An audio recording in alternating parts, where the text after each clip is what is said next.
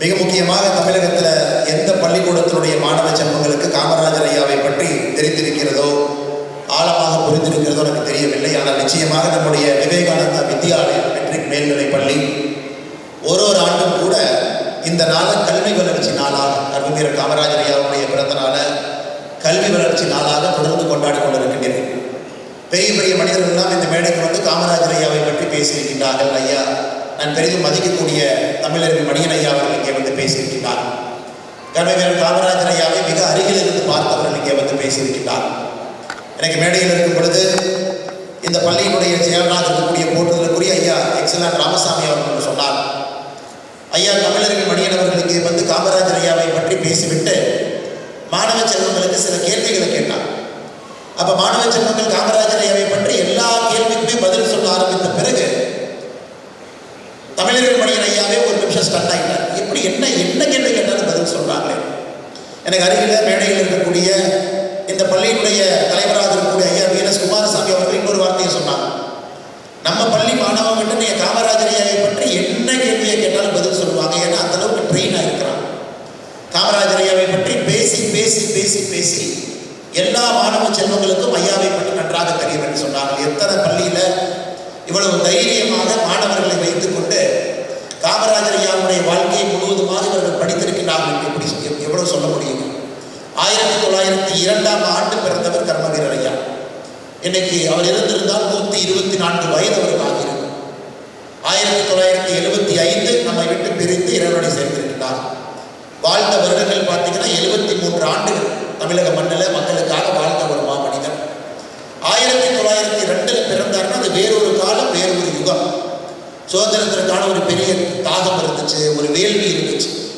நிறைய நண்பர்களுக்கு தமிழகத்தில் தெரியாது, கர்மவீரர் காமராஜர் ஐயா நம்முடைய முதலமைச்சராக 9 ஆண்டு காலம் பதவி காலத்தில் இருந்தார். 1954 ஆரம்பித்து 1963 வரை. அது நம்ம எல்லோருக்குமே தெரியும், 9 ஆண்டு காலம் முதலமைச்சர். ஆனால் நிறைய பேருக்கு தெரியாத ஒரு விஷயம், கர்மவீரர் காமராஜர் ஐயா தன்னுடைய 73 வயது வாழ்ந்ததுல 9 ஆண்டு காலம் சிறையிலும் இருந்தார். அது நிறைய பேருக்கு தெரியாது.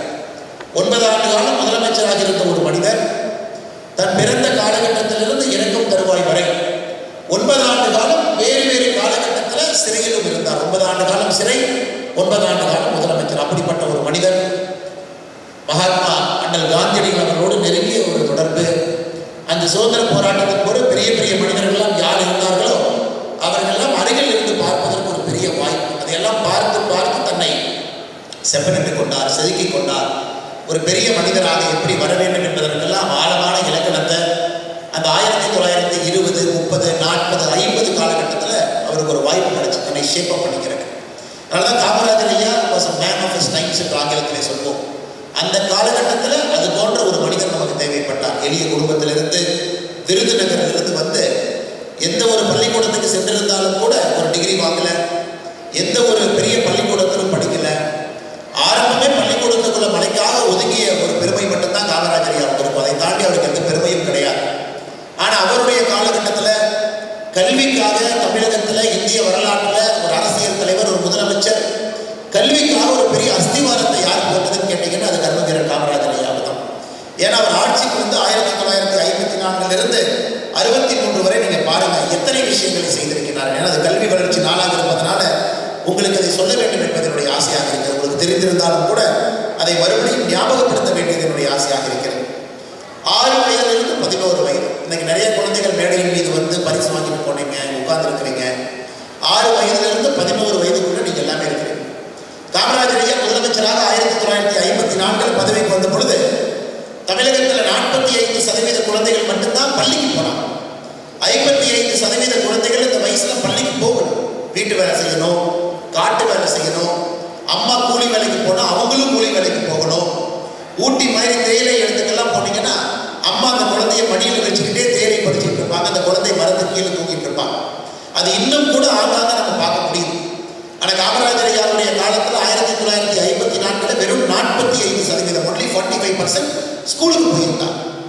அவர் ஆட்சி கட்டத்திலிருந்து இறங்கும் பொழுது 1963 அதை 80% வெற்றி காட்டிய ஒரு பெருமை. யோசிச்சு பாருங்க. 45%